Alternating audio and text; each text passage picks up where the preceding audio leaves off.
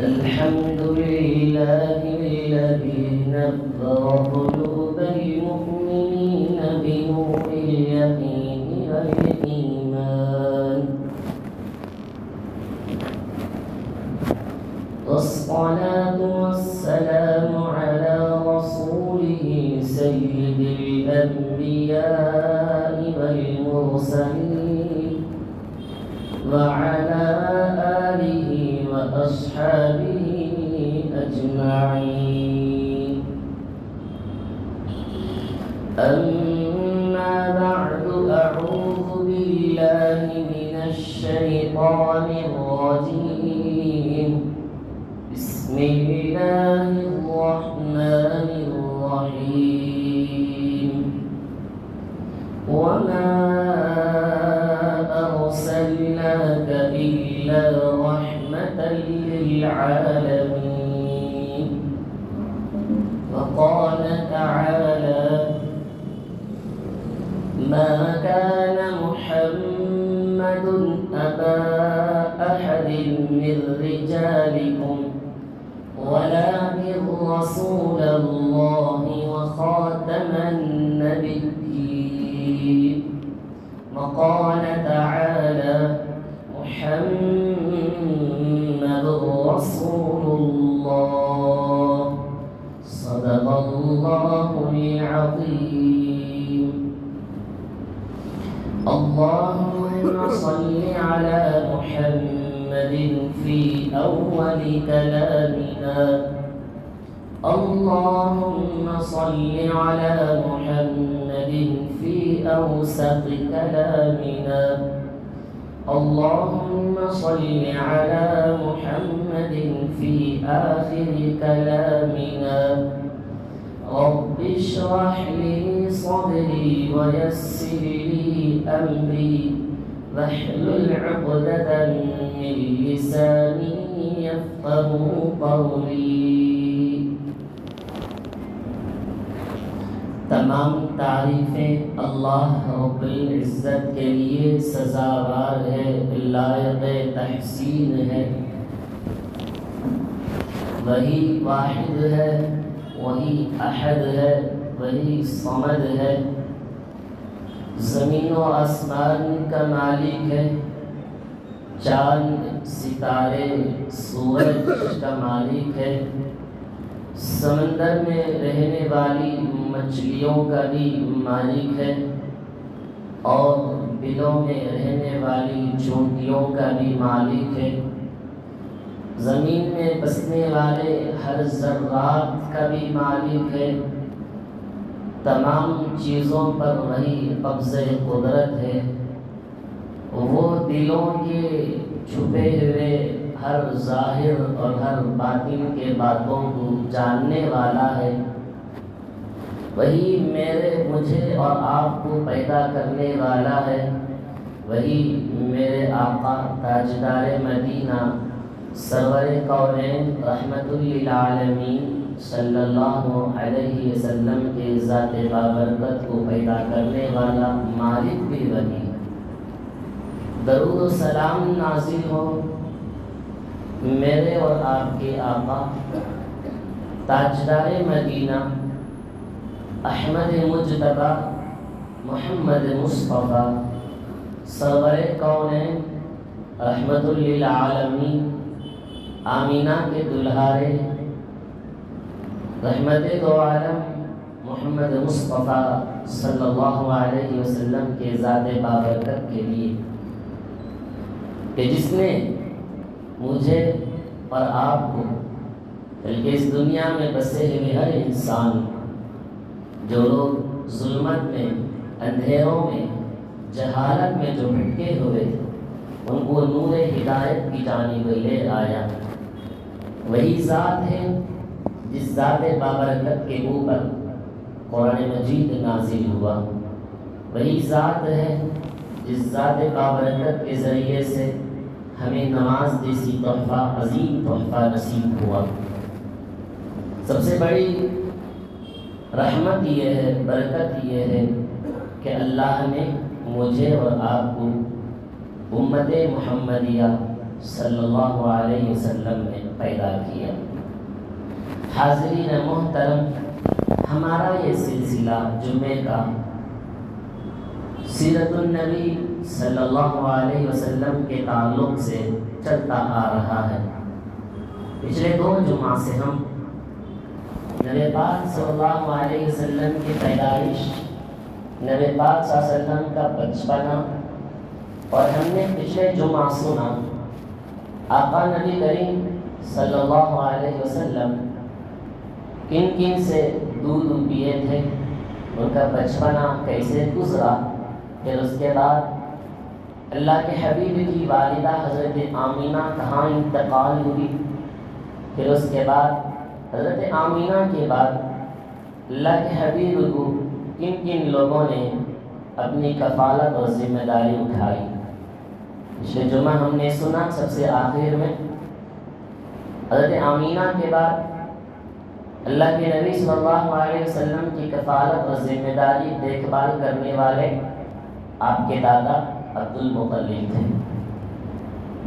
عبد المطلب کے انتقال کے بعد جب دادا عبد المطلب انتقال ہوئے تو اللہ کے حبیب کی عمر مبارک 8 سال کی تھی۔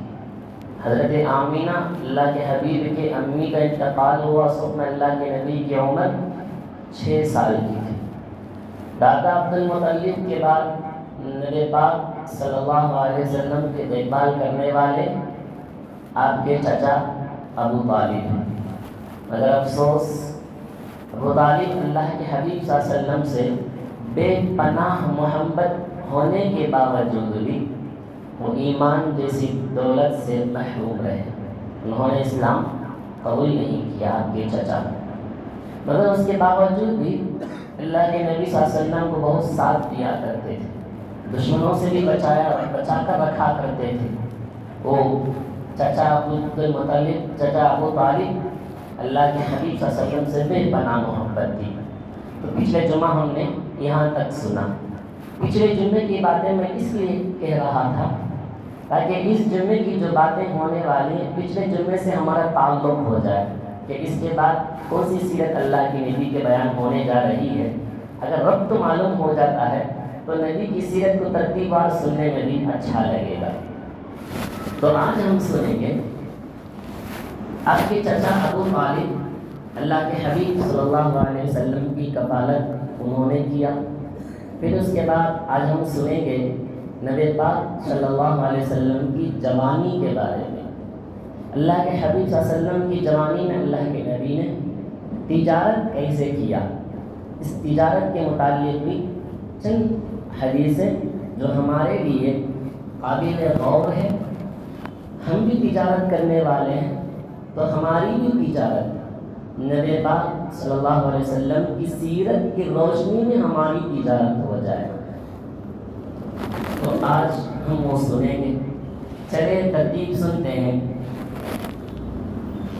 اللہ کے نبی صلی اللہ علیہ وسلم چچا ابو طالب کی کفالت میں، ان کی ذمہ داری میں، دیکھ بھال میں آ گئے۔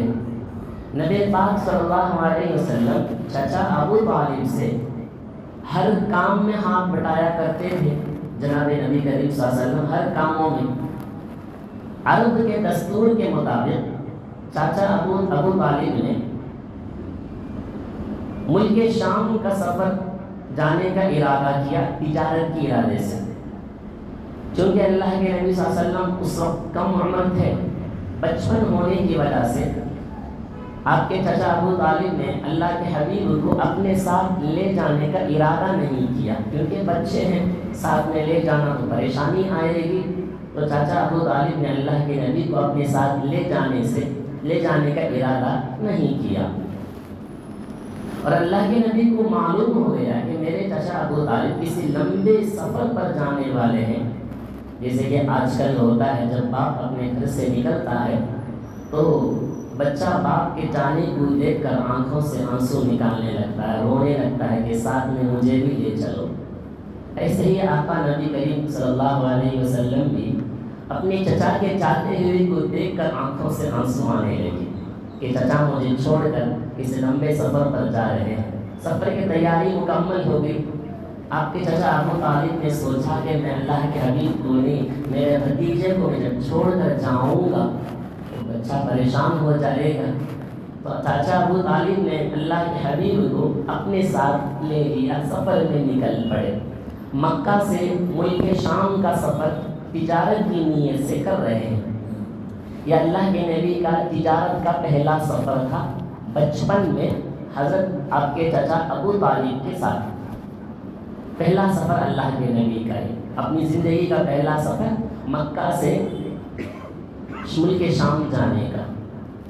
نبی کریم صلی اللہ علیہ وسلم اپنے چچا کے ساتھ ملک شام جا رہے ہیں، ایک قافلہ تیار ہے، صرف 2 افراد نہیں تھے بلکہ مکہ کے تمام قریش کے سردار سب لوگ جمع ہو کر ملک شام جا رہے ہیں۔ ملک شام پہنچنے سے پہلے ایک شہر آتا ہے، بصرہ نامی ایک شہر آتا ہے۔ اس شہر میں اللہ کے نبی صلی اللہ علیہ وسلم کے ساتھ قافلہ گیا، وہاں ایک نصرانی عالم تھا جو تورات اور انجیل کا پڑھنے والا، تورات اور انجیل کو بخوبی جانتا تھا اور اپنی عبادت گاہ میں عبادت کرتا تھا، کبھی اپنی عبادت گاہ سے باہر نہیں آتا تھا۔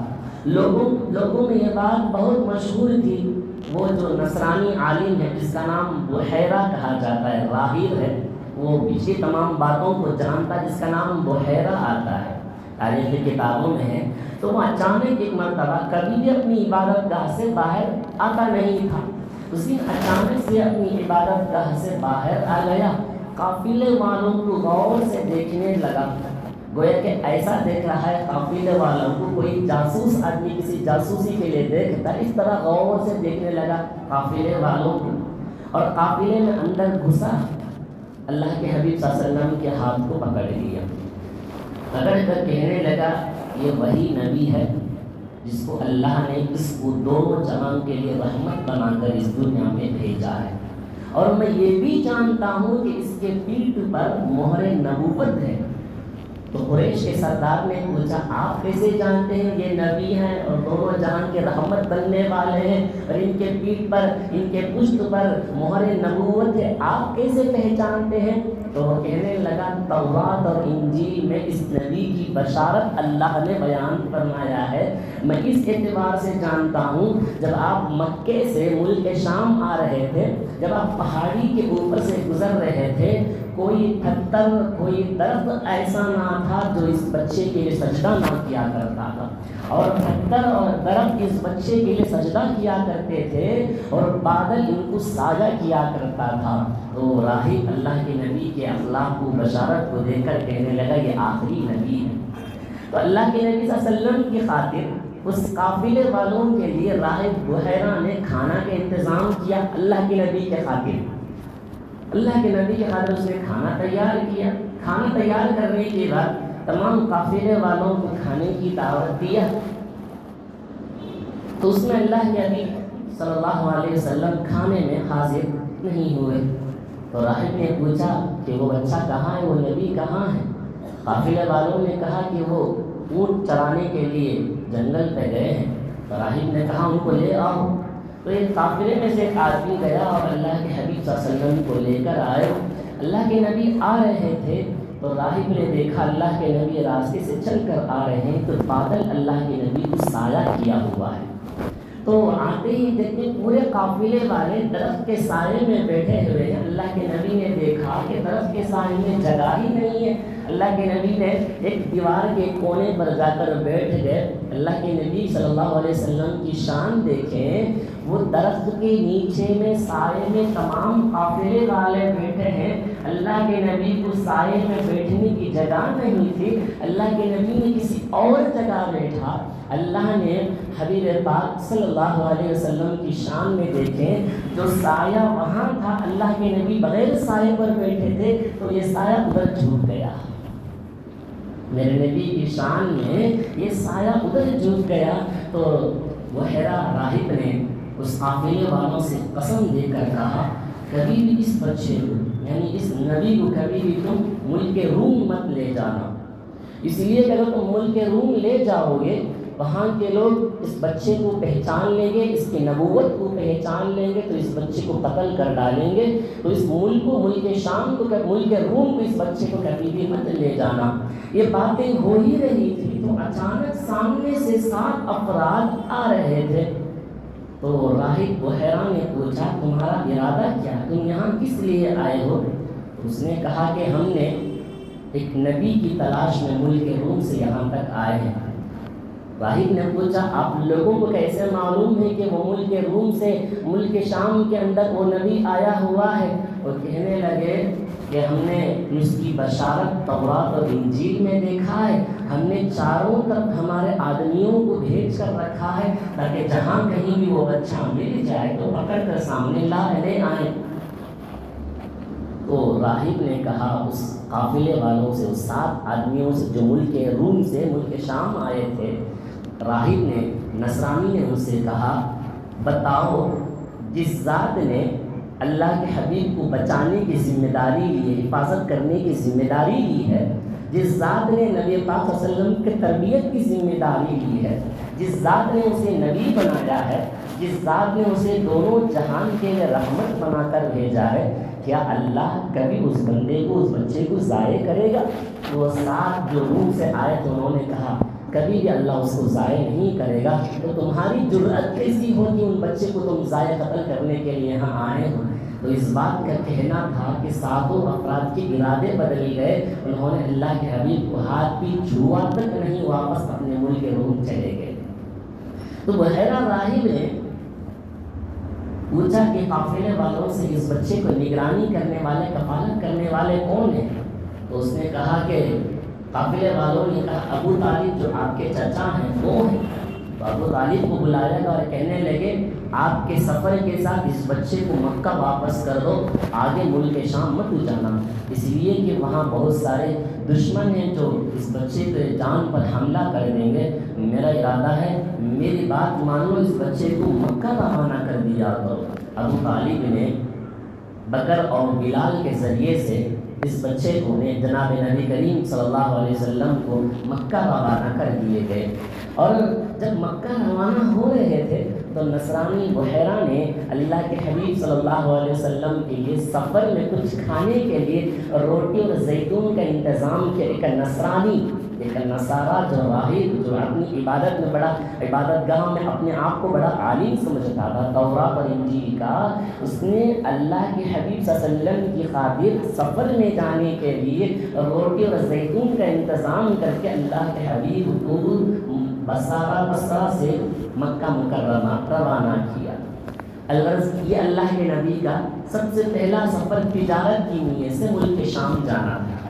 جب اللہ کے نبی صلی اللہ علیہ وسلم مکہ آئے، اللہ کے نبی کی عمر مبارک اس وقت میں 20 سال کی۔ مکہ میں عرب کے اندر ایک جنگ چھڑا، اس وقت میں اس جنگ کا نام تھا جنگ تجار کے نام سے جنگ چھڑا، جو طے زمانے سے ان کے درمیان میں جنگ چھڑتی آ رہی ہے۔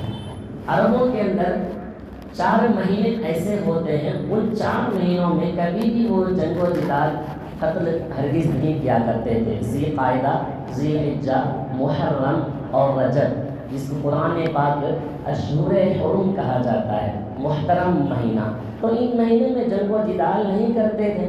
کسی مجبوری کی بنا پر 3 مہینوں میں آپس میں کچھ اختلاف کی بنیاد پر قریش اور قیس کے درمیان میں، دونوں قبیلوں کے درمیان ایک لڑائی چھڑ گئی۔ اللہ کے حبیب صلی اللہ علیہ وسلم اس جنگ میں شریک تو ہوئے، مگر اللہ کے نبی اپنے ہاتھوں سے تلوار اٹھا کر دشمنوں پر حملہ اور لڑائی ہرگز نہیں کیا، بلکہ نبی پاک صلی اللہ علیہ وسلم اس وقت میں اپنی چچاؤں کے لیے کمان میں سے تیر اٹھا کر دینے کا کام کیا کرتے تھے۔ اس وقت میں اللہ کے حبیب کی عمر 20 سال کی تھی۔ اس کے بعد، اس لڑائی کے بعد ایک قریش کے درمیان میں مکہ میں ایک معاہدہ ہوا۔ تمام لوگ، مکے کے تمام لوگ، قریش آپس میں وعدہ کرنے لگے، یہ ہمیشہ لڑائی جھگڑا چلتا ہی رہا ہے، تو ہم اس لڑائی جھگڑے کو کسی بھی طرح ختم کر لیں، کیونکہ دن بدن ایسا ہو رہا ہے، آنے والے مسافروں کے مال کو لوٹ لینا اور غریبوں کے ساتھ ظلم و زبردستی کرنا کسی کا جان محفوظ نہیں تھا، مال محفوظ نہیں تھا، نہ رات میں سکون نہ دن میں سکون. زمانے جاہلیت کی بات تھی، عرب کے اندر یہ سب بڑا ہی رواج تھا. تو قریش نے یہ سوچا کہ ہم لوگ آپس میں مل کر ایک معاہدہ کر لیں گے. معاہدہ یہ ہوا، آپس میں قریش سب بیٹھ کر، عرب کے تمام احباب بیٹھ کر معاہدہ کیے، ملک میں ہونے والی بدامنی کو دور کریں گے. سب سے پہلا معاہدہ کیا انہوں نے. دوسرا معاہدہ انہوں نے کیا غریبوں کے ساتھ ہم ہمدردی کا معاملہ کریں گے. تیسرا معاہدہ انہوں نے کیا کسی مظلوم کے پر ہم ظلم ہرگز نہیں کریں گے، کسی ظالم کو مکہ میں آنے کا ہم موقع ہرگز نہیں دیں گے. یہ معاہدہ ہوا رہا تھا. اللہ کے حبیب صلی اللہ علیہ وسلم کو یہ معاہدہ بہت پسند آیا. اس معاہدے میں اللہ کے حبیب بھی شریک تھے. نبوت ملنے کے بعد اللہ کے نبی صلی اللہ علیہ وسلم نے کہا کہ جب میرے 20 سال کی عمر میں مکہ میں قریش کے درمیان میں جو معاہدہ ہوا، وہ معاہدہ مجھے اتنا پسند آیا، اگر مجھے قیمتی سرخ اونٹنی بھی دے دیتے اتنی خوشی نہیں ہوتی جتنی خوشی اس معاہدے پر ہوا. اللہ کے نبی نے کہا کیونکہ وہ معاہدہ دراصل حقوق العباد کا مسئلہ تھا، حقوق اللہ کا مسئلہ نہیں تھا، حقوق العباد کا مسئلہ تھا. الغرض اللہ کے نبی صلی اللہ علیہ وسلم کی سیرت پر یہاں تک تاریخ کی کتابوں میں آتا ہے اللہ کے نبی صلی اللہ علیہ وسلم جو ہی جوانی کی سیڑھی پر قدم رکھتے گئے تو اللہ کے نبی کی ذات اطہر پر ایک حلم اور بردباری، صبر اور ضبط سے کام لینے کا مادہ اللہ کے نبی کے اندر تھا. اللہ کے نبی صلی اللہ علیہ وسلم امانت دار تھے، سچائی ان کے زبان پر تھی. کسی بات کو ٹالنا، کسی سے دھوکہ دینا نبی پاک صلی اللہ علیہ وسلم کی ذات اطہر سے بالکل پاک تھے. نہ اللہ کے نبی کسی کی امانت میں خیانت کرتے تھے، نہ اللہ کے نبی صلی اللہ علیہ وسلم جب تجارت کرتے ہیں تو باتوں کو ٹالتے نہیں تھے، کسی سے جھگڑا نہیں کیا کرتے تھے. ہمیشہ تجارت میں اللہ کے نبی کی زبان سچائی کے علاوہ کوئی اور لفظ نہیں ہوتا تھا. جب یہ بات آ گئی ہے تو میں چند حدیثیں بتاتا ہوں جس میں اللہ کے نبی صلی اللہ علیہ وسلم کی تجارت کیسی تھی. کہ اکثر و بیشتر تاجر بھی ہیں، تجارت بھی کرتے ہیں، تمام کا اپنی اپنی تجارتیں ہیں. تجارت کے تعلق سے حدیثیں بتاتا ہوں کیونکہ یہ بھی ایک اللہ کے نبی کی سیرت ہی سے چلتی آ رہی ہے. ایک مرتبہ عبداللہ بن ابی حمزہ اس نے کہا کہ میں نے زمانے جاہلیت میں نبی پاک صلی اللہ علیہ وسلم سے میرا ایک معاملہ ہوا، لین دین کے سلسلے سے ایک معاملہ ہوا. میرا کوئی رقم دینا اللہ کے نبی کے ذمے میں تھا، میں اللہ کے نبی کو کچھ رقم دینا تھا. میں نے اللہ کے نبی سے کہا آپ یہیں کھڑے رہیں، میں گھر جا کر وہ جو باقی ماندہ رقم ہے میں وہ لے آ کر آپ کو دے دیتا ہوں. تو وہ آدمی عبداللہ بن ابی حمزہ گھر گئے اور گھر جانے کے بعد اللہ کے نبی سے کیا ہوا وعدہ بھول گئے. اور اللہ کے نبی صلی اللہ علیہ وسلم وہیں پر اسی جگہ پر ٹھہرے ہوئے ہیں. یہاں تک کہ 3 دن گزر گئے، اس آدمی کو اللہ کے نبی سے کیا ہوا وعدہ ذہن میں آیا نہیں. تیسرے دن اسے یاد آیا کہ اللہ کے نبی سے میں نے ایک وعدہ کر کے آیا تھا کہ کچھ رقم باقی ہے میں لا کر دیتا ہوں. تو تیسرے دن یاد آیا، فوراً رقم لیا اور اللہ کے نبی کو ادا کرنے کے لیے اس جگہ پر گیا. تو اللہ کے نبی 3 دن سے اس بندے کا انتظار میں وہیں کھڑے. 3 دن سے اللہ کے نبی وہی سی جگہ پر کھڑے رہے. اللہ کے نبی نے کہا آپ نے تو مجھے بڑا تکلیف دے دیا، 3 دن سے میں آپ کے انتظار پر یہیں کھڑا ہوں. اس حدیث سے بتانا مقصد تھا اللہ کے نبی صلی اللہ علیہ وسلم جب کسی سے وعدہ کرتے تو وعدہ خلافی کبھی نہیں کرتے. اور جب کوئی اللہ کے نبی سے وعدہ کرتا، جس وقت کا جس جگہ کا وعدہ کرتا، اللہ کے نبی ٹھیک اسی وقت میں اس بندے کا انتظار میں آ کر کھڑے ہو جاتے. یہ میرے نبی کے اخلاق. اسی طرح ایک صحابی عبداللہ بن سعید انہوں نے کہا نبوت سے پہلے میں نبی پاک صلی اللہ علیہ وسلم کے ساتھ تجارت میں ساتھی تھا.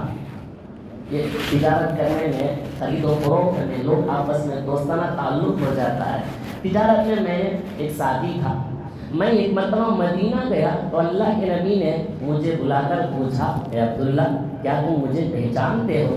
اس نے کہا یا رسول اللہ کیوں نہیں پہچانوں گا، آپ تو میرے تجارت کے بہترین ساتھی ہیں، آپ نے تو کبھی کسی سے بات کرتے ہیں بات کو ٹالا نہیں اور کبھی آپ نے کسی سے جھگڑا کیا نہیں۔ گواہی دینے والے ایک صحابی ہیں، اللہ کے نبی صلی اللہ علیہ وسلم تجارت میں کبھی بھی کسی کو ٹالے تھے نہیں، اور کبھی کسی کو اللہ کے نبی بات چیت میں تجارت کے لین دین کے درمیان میں اللہ کے نبی صلی اللہ علیہ وسلم کبھی دھوکہ نہیں دیا، کبھی بات کو ٹالے نہیں، کبھی امانت میں خیانت اللہ کے نبی صلی اللہ علیہ وسلم نے نہیں کیا۔ چلے اسی کے تعلق سے ایک حدیث سنتے ہیں۔ اللہ کے نبی صلی اللہ علیہ وسلم نے کہا جس کے اندر امانت ادا کرنے کا کوئی لحاظ نہیں، امانت ادا کرنے کا جس میں کوئی لحاظ نہیں اور وعدہ خلافی کرتا ہے اس کا بھی کوئی لحاظ نہیں، تو اس کا ایمان نامکمل ہے۔ اللہ کے نبی نے کہا اس کا ایمان نامکمل ہے۔ اسی طرح اللہ کے نبی نے کہا صلی اللہ علیہ وسلم جب کوئی آدمی کسی کے امانت میں خیانت کرتا ہے، اس مال کو اس آدمی تک پہنچاتا نہیں ہے، اللہ کے نبی نے کہا کہ وہ آدمی اس حال میں مرے گا، اس کی موت آئے گی تو وہ ملت اسلام پر نہیں مرے گا۔ جب قیامت کے دن اللہ کے سامنے اس کی حاضری ہوگی تو اللہ اس بندے سے ناراض ہوگا۔ امانت میں خیانت کرنا۔ اسی طرح ایک صحابی نے اللہ کے نبی سے سوال کیا یا رسول اللہ صلی اللہ علیہ وسلم قیامت کب قائم ہوگی؟ اللہ کے نبی نے کہا جب امانت میں خیانت ہو جائے۔ صحابی نے پوچھے یا رسول اللہ امانت میں خیانت کیا چیز ہے؟ اللہ کے نبی نے کہا معاملہ، لین دین کسی نااہل لوگوں کے ہاتھ میں چلا جائے تو سمجھ لینا کہ قیامت قائم ہو گئی۔ اب ہمارے ذہنوں میں ایک بات ہے، عام طور پر امانت میں خیانت کا ہم یہ سمجھتے ہیں ہمیں کوئی رقم دے دیں اور یہ کہتے ہیں کہ یہ میری طرف سے امانت ہے، اس امانت کو سنبھال کر رکھ لینا، بعد میں لے لیتا ہوں۔ رقم ہی میں امانت نہیں ہے، امانت ہر چیز میں ہے۔ اب مثال کے طور پر میں کسی سے اپنی خاص بات شیئر کروں، کسی کو بتلاؤں، بھئی میں جو بات بتلاتا ہوں کسی سے مت بتانا، تو وہ آدمی کسی تک نہیں بتائے گا، میری باتوں کو اپنے پاس رکھے گا، یہ امانت ہے۔ میرے باتوں کو دوسرے کے پاس جا کر بتائے گا، یہ امانت میں خیانت ہے۔ اور بعضوں کی عادت ہوتی ہے میں بتاؤں، دیکھو بھی میری جو باتیں کسی سے نہیں بتانا، اور جب تک وہ آدمی دوسروں کے پاس بتائے گا نہیں جب تک اس کو سکون نہیں ملے گا، بتائے تک سکون نہیں ملتا ہے اس کو۔ اور اسی طرح اسی جگہ جب مشورہ ہوتا ہے، مشورہ بھی ایک امانت ہے۔ مشورے میں اگر طے ہو جائے اس بات کو باہر پھیلا دیں تو اس وقت یہ اجازت ہے بات کو باہر پھیلانے کی۔ جب تک مشورے میں طے نہیں ہوتا اس وقت تک مشورے کی باتیں باہر لے جانا یہ بھی امانت میں خیانت ہے۔ اور اسی طرح ہر بیوی کا امانت ہے شوہر کے اوپر، شوہر کی غیر موجودگی میں شوہر کے مال کی حفاظت، بچوں کی حفاظت، اپنے ایمان اور عفت کی حفاظت کرنا یہ بھی امانت ہے۔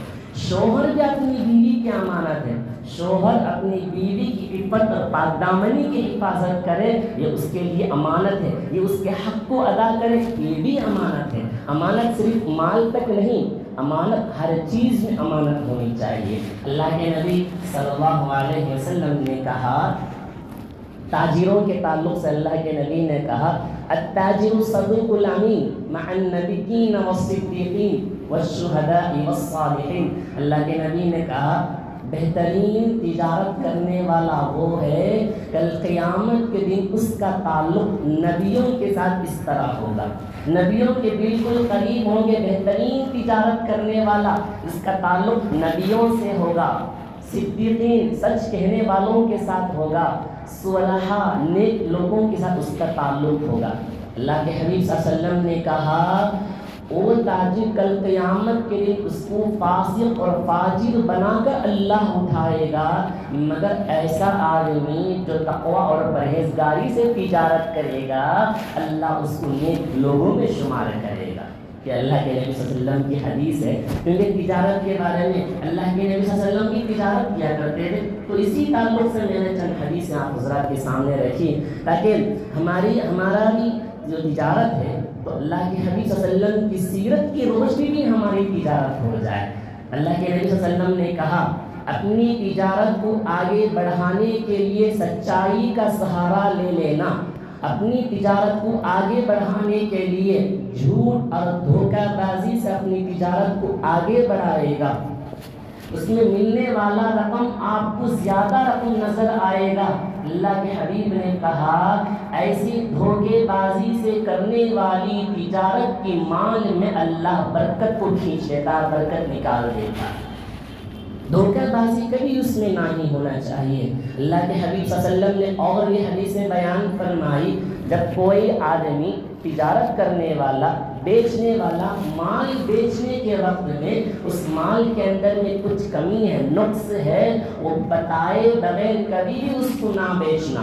کچھ اس کا ڈیفیکٹ ہوتا ہے، چیزوں کے اندر کچھ کمزوریاں ہوتی ہیں، خرابی ہوتی ہیں، دینے والا اس کو بتا کر دے اس کے اندر کچھ کمی اور کوتاہی ہے۔ نبی پاک صلی اللہ علیہ وسلم نے کہا میں ایک مرتبہ جا رہا تھا کہ گیہوں کے غلے کے ڈھیر کے پاس سے میں گزرا اور میں نے اپنے ہاتھ کی گیہوں کے غلے کے اندر ڈالا تو وہ گیلا نظر آیا۔ میں نے اس دکاندار سے پوچھا یہ گیہوں اتنا گیلا کیوں ہے؟ وہ صحابی نے کہا یا رسول اللہ بارش کی وجہ سے بھیگ گیا ہے۔ اللہ کے نبی نے کہا آپ نے اس کو نیچے کیوں رکھا ہے؟ اوپر رکھو تاکہ تجارت لینے والوں کو پتہ چلے کہ یہ گیلا ہے۔ اس کے بتانے کا مقصد یہ ہے جب ہم کسی چیز کو لوگوں کو بیچتے ہیں اس میں کچھ کمزوری اور کوتاہی ہے تو بتا دیا تو اس کے اندر فلاں کمزوری ہے، اس کے اندر فلاں خرابیاں ہیں، تو اس کا مطلب یہ ہے۔ ایک حدیث میں اللہ کے نبی نے کہا ایک صحابی نے تولنے کے لیے دیکھا، تول میں وزن زیادہ ہونے کے لیے نیچے گیلا گیہوں اور اوپر میں سوکھا گیہوں رکھ دیا۔ اللہ کے نبی نے کہا جو کوئی اس طرح کا معاملہ کرتا ہے، بیچنے والوں سے دھوکہ دیتا ہے، اللہ کے نبی نے کہا اس کا مجھ سے کوئی تعلق نہیں۔ تو تجارت اور لین دین میں دھوکہ ہرگز نہ ہو۔ اسی طرح اللہ کے نبی صلی اللہ علیہ وسلم نے کہا پکا تاجر و تجارت کرنے والا نیک تاجر وہ ہے جو امانت میں خیانت نہ کرے۔ نمبر 2 پر اللہ کے نبی نے کہا وعدہ خلافی ہرگز نہ کرے۔ تیسرے نمبر پر اللہ کے حبیب نے کہا بیچنے والا کبھی بھی اس چیز کی زیادہ حد سے بڑھ کر تعریف کر کر نہ بیچے، اس کے اندر جو خوبیاں نہیں بتائیں۔ اب بیچنے والا تم نہ کرو اتنا قیمت وہاں گئے تو تمہارا سے بڑھ کو قیمت ملتی، تم نہ کرو تو اتنی قیمت دیتا ہوں، وہاں بھی اتنی قیمت رہتی یہاں بھی اتنی قیمت رہتی، یہ چیز جو آپ کو دیتا ہوں کہاں بھی ملتا نہیں، کون سی مارکیٹ میں بھی میرے پاس وہ چیز ہے، تم نہ بڑھ کر آ کر دیتا ہوں۔ اور اس چیز کی اتنی بڑھ چڑھ کر کے ہرگز تعریف نہ کرے، جو اس کے اندر جو خوبی ہے وہی خوبی بتا کر اس کو بیچے۔ اللہ کے نبی صلی اللہ علیہ وسلم نے کہا ایسا تجارت کرنے والا اس کے مال میں اللہ تبارک و تعالی برکت عطا کرتا ہے۔ تو یہ بھی چند حدیث ہے اللہ کے نبی صلی اللہ علیہ وسلم تجارت کرنے کے۔ چلیے اس کے بعد سنتے ہیں نبی پاک صلی اللہ علیہ وسلم تجارت کے غرض سے دوسرا سفر کیا ملک شام کا۔ اللہ کے نبی صلی اللہ علیہ وسلم کی امانت داری اور سچائی پورے مکہ میں پورے خاندان والوں میں پھیل گئے کہ وہ امین ہیں، امانت دار ہیں، سچے ہیں، صدیق ہیں، نیک ہیں۔ یہ بات پورے مکہ میں خاندان والوں میں پھیل گئی تھی۔ اس میں ایک خاتون تھی حضرت خدیجہ الکبریٰ رضی اللہ عنہا، ان کے 2 شوہر تھے، پہلے ان کا انتقال ہو گیا، دونوں کا انتقال ہوگا، یہ بیوہ تھی، مال میں بڑی آگے تھی، مال و جائیداد ان کے پاس زیادہ تھا۔ مکے کے کئی سارے سرداروں نے نکاح کا پیغام بھیجا، حضرت خدیجہ نے اس نکاح کے پیغام کو قبول نہیں کیا۔ وہ سوچتی تھی کہ میرے تجارت کو آگے بڑھانے کے لیے ایک ایسے آدمی کی ضرورت ہے جو امانت دار ہو، اس امانت داری میں خیانت ہرگز نہ کرے۔ تو حضرت خدیجہ کو معلوم ہوا کہ مکہ شہر میں ایک عورت، ایک آدمی ہے جس کی امانت داری، جس کی سچائی بہت مشہور ہے۔ تو حضرت خدیجہ نے پیغام بھیجا کہ اے محمد صلی اللہ علیہ وسلم میری تجارت، میرے مال تجارت کو لے جانا، آپ تجارت کرنا، آپ جہاں تجارت کرتے تھے، جہاں آپ کو معاوضہ ملتا تھا، میں اس سے دگنا معاوضہ آپ کو دوں گی، آپ میرے مال کو لے جا کر تجارت کریں۔ اللہ کے حبیب نے صلی اللہ علیہ وسلم اس پیغام کو قبول کر لیا اور اللہ کے حبیب ملک شام کا سفر کر رہے ہیں، ساتھ میں حضرت خدیجہ رضی اللہ عنہا کے غلام میسرہ جن کا نام ہے، وہ اللہ کے نبی صلی اللہ علیہ وسلم کے ساتھ میں ملک شام سفر کر رہے ہیں تجارت کی نیت سے۔ ملک شام پہنچنے سے پہلے مقام بصرہ آتا ہے، وہاں اللہ کے نبی صلی اللہ علیہ وسلم ایک درخت کے سائے میں بیٹھ گئے، وہاں ایک راہب تھا جس کا نام ہے نستورہ آتا ہے، وہ باہر آیا، میسرہ سے پوچھنے لگا یہ آدمی کون ہے؟ تو کہنے لگا یہ وہ آدمی ہے جو مکہ شہر سے آیا ہے، بنو ہاشم کے خاندان سے تعلق رکھنے والا ہے، اس کا نام ہے محمد۔ تو راہب نستورہ نے کہا حضرت عیسیٰ علیہ السلام کے بعد سے لے کر آج تک کسی نبی نے اس درخت کے نیچے نہیں بیٹھا ہے، یہ وہی آدمی ہے جو اس درخت کے نیچے بیٹھا ہے۔ میں نے تورات اور انجیل میں دیکھا ہے، پڑھا ہے اس کی سیرت کو، اس کی صورت کو، یہ میں پکا یقین کے ساتھ کہہ سکتا ہوں یہی آخری نبی ہے، یہی رحمت للعالمین ہے۔ تو نستورہ راہب نے کہا کاش کہ میں اس وقت میں زندہ ہوتا جب نبی پاک صلی اللہ علیہ وسلم کو نبوت ملتی، تو میں اللہ کے حبیب کو مدد کرنے کے لیے، ساتھ دینے کے لیے میں کھڑا ہوتا، ان کے لیے میں اپنی جان قربان کرنے کے لیے تیار ہو جاتا۔ نستورہ راہب نصرانی راہب تھا، اس نے کہا۔ تو راہب نے میسرہ سے کہا، نستورہ نے میسرہ سے کہا میں تجھے ایک بات کی وصیت کرتا ہوں، میری بات دھیان سے مان لینا، تو کبھی بھی اس محمد یعنی اس بچے کے ساتھ، اس آدمی کے، اس نوجوان کا ساتھ کبھی نہ چھوڑنا، ہمیشہ ان کے ساتھ ملے رہنا۔ نبی پاک صلی اللہ علیہ وسلم اس کے بعد تجارت میں مشغول ہو گئے۔ اللہ کے نبی صلی اللہ علیہ وسلم جہاں جہاں تجارت کے لیے جاتے ہیں، ہر تجارت میں اللہ کے نبی کو دگنا منافع ملتا تھا۔ اللہ کے نبی جب دوپہر میں جاتے بازار میں خرید و فروخت کے لیے، تو دو فرشتے جو ایسے خوبصورت ہیں جو آتے ہیں اللہ کے نبی صلی اللہ علیہ وسلم کو سایہ کیا کرتے تھے۔ الغرض تجارت ختم ہوئی، تجارت ختم ہونے کے بعد اللہ کے حبیب صلی اللہ علیہ وسلم مکہ واپس روانہ ہوتے۔ جب مکہ واپس روانہ ہو رہے تھے تو اس وقت میں دوپہر کا وقت تھا۔ دوپہر کے وقت میں مکہ اندر آ رہے ہیں تو حضرت خدیجہ اپنے گھر کی بالخانہ میں بیٹھ کر اللہ کے حبیب کو دیکھ رہی تھی، اور دیکھتے ہیں کہ دو فرشتے ایسے خوبصورت لمبے چہرے پر اتنی نورانیت جو اللہ کے نبی صلی اللہ علیہ وسلم کو سایہ کر رہے ہیں، کسی چیز سے سایہ کیا ہوا ہے۔ حضرت خدیجہ نبی پاک صلی اللہ علیہ وسلم کو دیکھ رہی تھی اور اپنی سہیلی سے بھی کہہ رہی تھی دیکھو وہ نورانی چہرہ جس کو سایہ کرنے کے لیے آسمان سے فرشتے نازل ہوئے۔ الغرض اللہ کے حبیب صلی اللہ علیہ وسلم اپنی مال تجارت کو حضرت خدیجہ کے حوالے کر دیا۔ حضرت خدیجہ نے اپنی وعدے کے مطابق نبی پاک صلی اللہ علیہ وسلم کو دگنا معاوضہ دیا، جو بات طے ہوا تھا اس سے بھی زیادہ منافع دیا۔ حضرت خدیجہ کہتی ہیں مجھے کبھی بھی اپنی تجارت میں اتنا نفع نہیں ہوا جتنا نفع اس آدمی سے مجھے ہوا، اتنا نفع اللہ کے حبیب صلی اللہ علیہ وسلم حضرت خدیجہ کے مال کو لے کر تجارت کر کے آئے تھے۔ الغرض میسرہ نے حضرت خدیجہ سے اللہ کے نبی صلی اللہ علیہ وسلم کی تجارت اور اخلاق صفات کے بارے میں بتا رہے تھے۔ حضرت خدیجہ کے دل میں خیال آیا کہ ان کی سیرت، ان کے اخلاق، ان کی امانت داری، ان کی سچائی اتنی اچھی ہے۔ حضرت خدیجہ نے اپنی سہیلی جن کا نام نفیسہ آتا ہے ان سے نبی پاک صلی اللہ علیہ وسلم کے لیے نکاح کا پیغام بھیج دیا۔ خود کے لیے نکاح کا پیغام، صرف اس بنیاد پر نکاح کا پیغام بھیج دی ہے۔ حالانکہ اس سے پہلے حضرت خدیجہ کے لیے مکہ کے کئی سارے سرداروں نے حضرت خدیجہ کے لیے نکاح کا پیغام دیا تھا، حضرت خدیجہ نے اس کو ٹھکرا دیا، مگر حضرت خدیجہ خود اللہ کے حبیب کے لیے اپنے لیے نکاح کا پیغام بھیج دیے۔